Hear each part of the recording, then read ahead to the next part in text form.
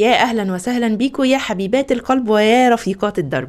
مين فينا مش حاسه انها مضغوطه طول اليوم ويومها مشغول ومش مكفي حاجه وعماله تجري من هنا لهنا طول الوقت عشان تلحق تخلص اللي وراها، واللي كلنا عارفين ان هو عمره ما بيخلص. هو ده حال اغلب الزوجات والامهات. وفي نفس الوقت بقينا بنسمع عن حاجه اسمها المي تايم او الوقت الخاص، وانك لازم تفصلي وتستمتعي بوقتك. طب ازاي؟ هو احنا اصلا عندنا وقت عشان كمان نستمتع بيه؟ أنا النهاردة جاي أكلمك عن المي تايم أو الوقت الخاص، وهل هو حاجة مهمة فعلا ولا تضييع وقت وكسل على الفاضي. والكلام ده من واقع تجربتي، وخاصة إن أنا أم ل3 أطفال، يعني كلام واقعي مش كلام نت وخلاص. الأول، هو إيه الوقت الخاص ولا المي تايم اللي كله بيتكلم عنه ده؟ المي تايم أو الوقت الخاص هو وقت بتخصصيه لنفسك بعيد عن المسؤوليات والناس والضغوط اليومية وكل الحاجات اللي وراك، علشان تهتمي بنفسك وتريحي عقلك وجسمك وتسترجعي طاقتك. طب ايه الهدف منه؟ انك ترجعي تركزي على نفسك بدل ما بتفضلي طول الوقت بتخدمي اللي حواليكي، انك تحسي بالهدوء النفسي وتقللي التوتر والعصبية اللي احنا عارفين نتائجها بتبقى ايه على نفسنا وعلى اللي حوالينا، انك تسمعي صوتك الداخلي وتراجعي اولوياتك، انك تهتمي بصحتك النفسية والعاطفية وتطوري من نفسك ومن معرفتك ومن حاجات كتير، انك تشحني نفسك بالطاقة وتقدري تزودي انتاجيتك بعد كده. تمام قوي كده. يعني انت قصدك ان المي تايم حاجة مهمة وحلوة وجميلة ولازم نعملها؟ لا اصبري، انا ما قلتش كده. خليكي معايا واحدة واحدة وهنعرف ازاي ممكن يكون شيء ايجابي وعادة مهمة جدا، وازاي لو طبقناه غلط ممكن يكون سبب لضياع الوقت والكسل والاهمال ويتحول لهروب من المسؤوليات.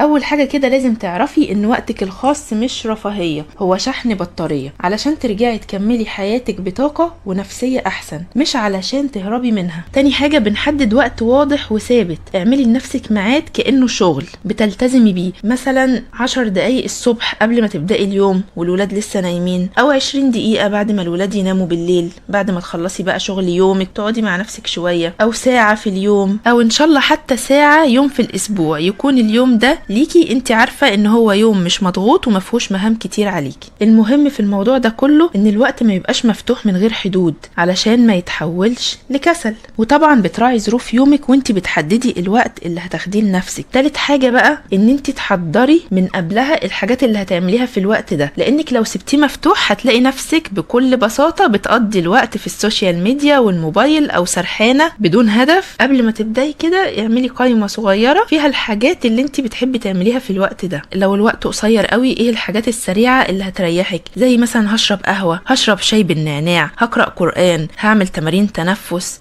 هبص للسما في هدوء. طب لو عندك وقت اطول شوية ممكن تختاري مثلا حاجة فيها عناية شخصية، زي هعمل ماسك لوشي، ههتم بنفسي، هاخد شاور كده حلو براحتي، هنزل امشي لو في امكانية، هقعد اقرأ كتاب، هعمل هواية انا بحبها. طيب لو عندي وقت اطول واطول هعمل ايه؟ ممكن اختار حاجات مسلية وخفيفة زي فيلم، رسمة، اسمع بودكاست مفيد معين كنت مأجلاه وعايزة اسمعه في هدوء مع نفسي عشان افهمه واستوعبه، اسمع درس، احفظ قرآن، اعمل حاجة انا كنت حابة اعملها في هدوء ومن غير ما حد يقاطعني. رابع حاجة، حافظي على التوازن. المي تايم مش عذر انك تأجلي واجباتك، بالعكس هو مكافأة بعد ما تعملي اي انجاز حتى لو بسيط. لو خلصتي مهمة صغيرة خدي وقتك اعملي الحاجة اللي انت محدداها، لكن لو لسه وراكي حاجة مهمة استني شوية وخليه حافز ليكي لما تخلصي اللي وراكي تاخدي المي تايم بتاعك. النقطة اللي بعد كده، راجعي تأثيره عليكي. بعد كل مرة بتاخدي فيها المي تايم اسألي نفسك، هو انا حسيت براحة اكتر؟ طيب هل الوقت ده ساعدني اني ارجع اتعامل احسن مع الناس اللي حواليا؟ طب هل انا احساسي دلوقتي اني عندي طاقة وحيوية ازيد مما كنت عليه قبل ما ابدأ المي تايم؟ لو الاجابة ايوه يبقى انت ماشية صح كده، لكن لو الاجابة لا ممكن تغيري نوع النشاط، الحاجة اللي انت بتعمليها في الوقت ده، او توقيت النشاط نفسه. ممكن تكوني مختارة وقت اصلا مش مناسب لانك تقعدي تفصلي فيه ويريحك وتحسي فيه بالهدوء. وكمان لو انت في الوقت الخاص بيكي لقيتي مقاطعات كتير من اطفالك او من الناس اللي حواليكي، حاولي تغيري الوقت لوقت مناسب، وحاولي تعملي حدود لنفسك مع اطفالك وتفهميهم ان ده وقت خاص بماما. وخاصة لو أولادك في سن يقدروا يفهموا ويستوعبوا الكلام ده، وهم مع الوقت ومع التكرار هيتعودوا ان ده وقت خاص بماما وما ينفعش ان احنا نقطعها فيه او نعمل مشاكل او نعلي صوتنا. لكن طبعا لو عندك اطفال في سن صغير بيبيهات او لسه مش هيستوعبوا الكلام اللي انت هتقوليه، فاكيد هتحددي وقت المي تايم بتاعك على حسب مثلا ميعاد نومهم. طيب ايه الحاجات اللي ممكن نعملها في الوقت ده؟ عايزين امثلة كده توضح لنا ممكن نستفيد من الوقت المي تايم ده في ايه.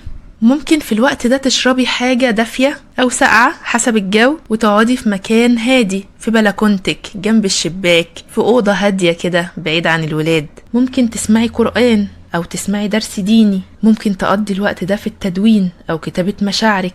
ممكن كمان تهتمي ببشرتك او شعرك او تاخدي شاور دافي. ممكن كمان تطلعي تتمشي لوحدك لو عندك طبعا الوقت والمكان المناسبين لده. ممكن تتفرجي على حاجة خفيفة ومسلية. ممكن تمارسي هواية انت بتحبيها زي الرسم، الخياطة، الكروشيه، اي هواية انت بتحبي تعمليها. بس حاولي قدر الامكان ان اي هواية بتعمليها او نشاط هتمارسيه في الوقت ده يكون بعيد عن الموبايل. المهم ان الوقت ده يكون ليكي من غير تأنيب ضمير ومن غير ما تحاولي تبرريه، لانك ببساطة تستحقيه. حاولي من خلال المي تايم تسيطري على اليوم بدل ما هو يسيطر عليكي. المي تايم مكافأة على الانجاز مش هروب من الشغل. ودي شوية نصايح هقولها لك في الاخر علشان المي تايم بتاعك يكون فعال ومفيد فعلا. خلي الوقت الخاص بتاعك يكون قصير بس ثابت، متنوع، مش كل يوم نفس الحاجة، نعمل أنشطة مختلفة. يكون بعد الإنجاز مش قبل ما تعملي أي حاجة. يكون بعيد عن السوشيال ميديا إلا لو لحاجة ملهمة فعلا.